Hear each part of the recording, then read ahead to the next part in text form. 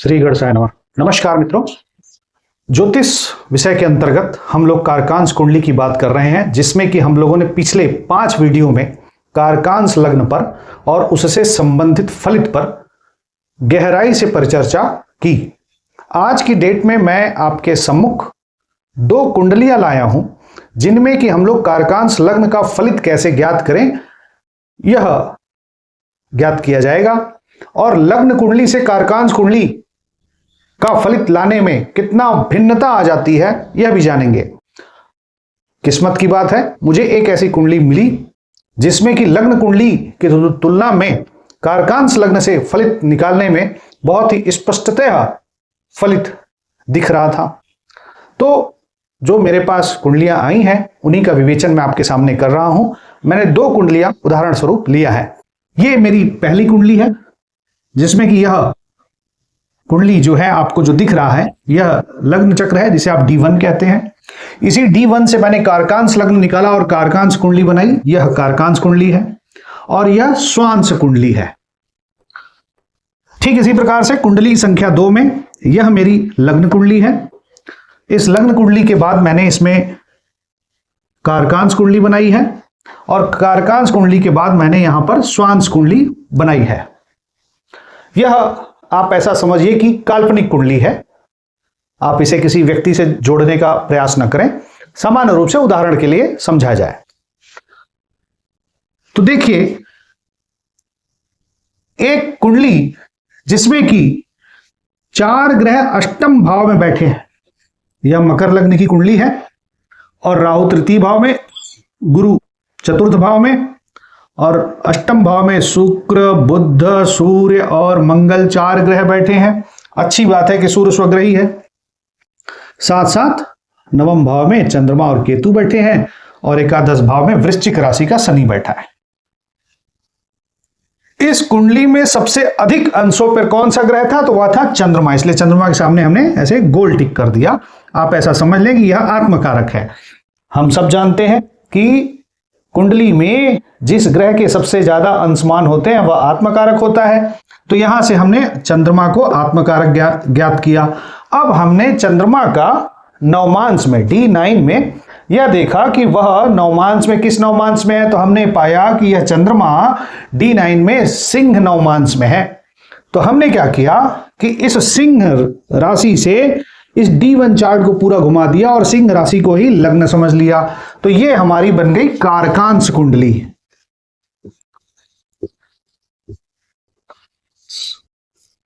अब यह जो कारकांश कुंडली बनी है, इसमें हमने आत्मकारक के नवमांश को लग्न में समझते हुए पूरी कुंडली का निरूपण किया, पर D1 राशि चार्ट पर ही किया। तो अब यहां पर लग्न में कौन से ग्रह आ गए? तो सूर्य, मंगल, शुक्र और बुध आ गए।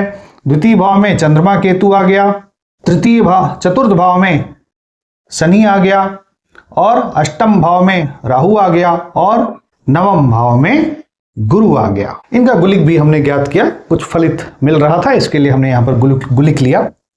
तो अब यह जो कुंडली आप देख रहे हैं, इसमें विशेष रूप से अगर आप ध्यान से देखेंगे तो अष्टम भाव में सारे ग्रह बैठे हैं। और सामान्यतः हम सभी जानते हैं कि यदि किसी व्यक्ति के सारे प्लैनेट 8वें भाव में चले गए तो उसको ऐसा समझा जाता है कि वह तो सब गड्ढे में गिर गया, वहां से फलित आना बड़ा मुश्किल है। अष्टम भाव का फलित करना इतना आसान होता भी नहीं है।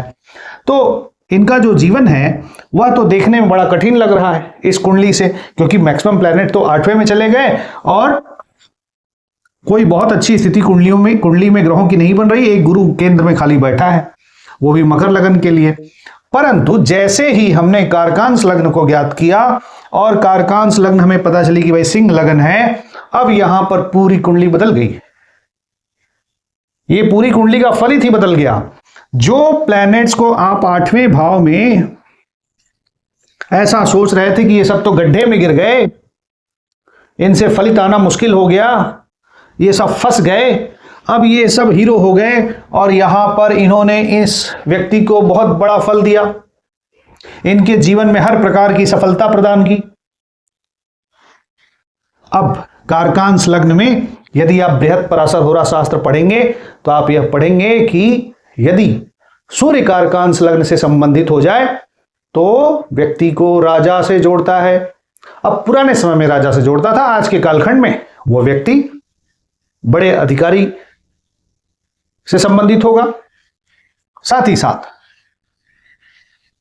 इस कुंडली में मंगल, शुक्र, बुध भी बैठता है लग्न में। अब हम लोग अगर बृहत पराशर होरा शास्त्र पढ़ेंगे तो हमको यह पता चलेगा कि यदि मंगल बैठा हो कारकांश लग्न में तो व्यक्ति रसज्ञ होता है, रस को जानने वाला होता है, रसायन शास्त्र को जानता है और रसोइया भी होता है, दोनों चीजें गिनेंगे। तो मंगल का इनके जीवन पर प्रभाव पड़ा। साथ ही साथ शुक्र और बुध जो है व्यक्ति को विशेष सफलता देते हैं। यदि चंद्रमा भी वहां पर जुड़ा हो तो ऐसा कहा गया है कि व्यक्ति वैद्य होता है, और यहां पर चंद्रमा ही आत्मकारक है कारकांश लग्न में। तो यहां पर चंद्रमा लग्न में बैठा और यहां पर बुध शुक्र बैठे, इन दोनों ने मिल करके व्यक्ति को वैद्य बना दिया। ये डॉक्टर की कुंडली है, ये एक बहुत अच्छे डॉक्टर की कुंडली है।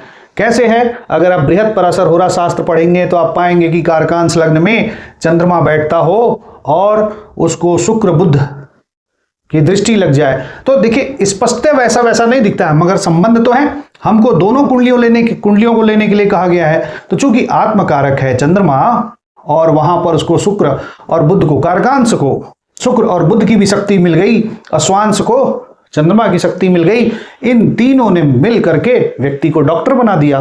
कारकांश लग्न के बारे में यह भी कहा जाता है कि यदि आत्मकारक ग्रह यदि सिंह राशि में बैठा हो तो व्यक्ति को हिंसक पशुओं से भय होता है। तो इनको कुत्ते से डर लगता है, ऐसा समझा जा सकता है। इसके साथ साथ जो हमने यहां पे गुलिक लिया, जानबूझ के लिया है क्योंकि चंद्रमा और गुलिक दोनों इनके द्वितीय भाव में बैठे हैं, और कारकांश लग्न से यदि द्वितीय भाव में चंद्रमा गुलिक बैठे हो तो व्यक्ति के पास का धन कई बार चोरी हो सकता है। तो इनको चोरी की भी शिकायत रही, इनका पैसा कई बार चोरी हुआ। अब जब उनका समय आएगा तब वो अपना फल दिखाएंगे।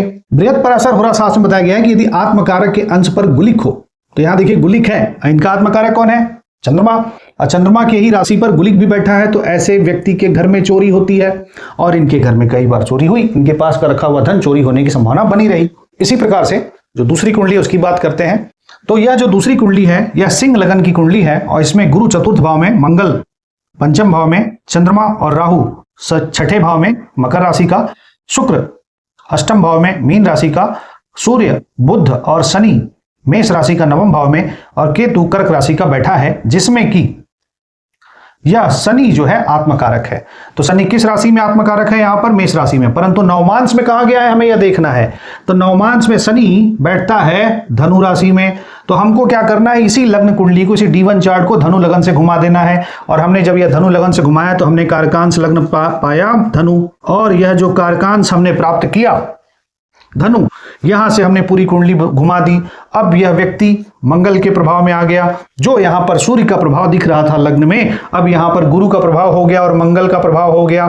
साथ ही साथ यहां पर भी चंद्रमा और राहु द्वितीय भाव में आ गया, और शुक्र इनका चौथे भाव में चला गया। लग्न पर शुक्र, यहां पर राशि दृष्टि का विशेष महत्व है। तो हमने देखा तो लग्न पर शुक्र की पूरी दृष्टि लग रही थी, और लग्न पर शुक्र की दृष्टि प्राप्त होना यह व्यक्ति के लिए शुभ है, सुखद है, व्यक्ति के जीवन में विभिन्न प्रकार के अच्छे योगों को देता है, सुख की वृद्धि करता है।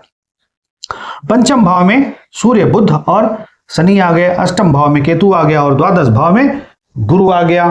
तो अब यह जो हमने कुंडली बनाई यह हमने कारकांश कुंडली से बनाई, और यहां पर कारकांश कुंडली से देखिए इनका मंगल बैठ गया कहां पर? कारकांश लग्न में। और साथ साथ स्वांश कुंडली में अब हम यही धनु लगन से यहां देखेंगे, इनके हमने नवमांश को निकाला, हमने D9 चार्ट को ज्ञात किया, और जो D9 चार्ट आया इसमें शनि से हमें देखना था।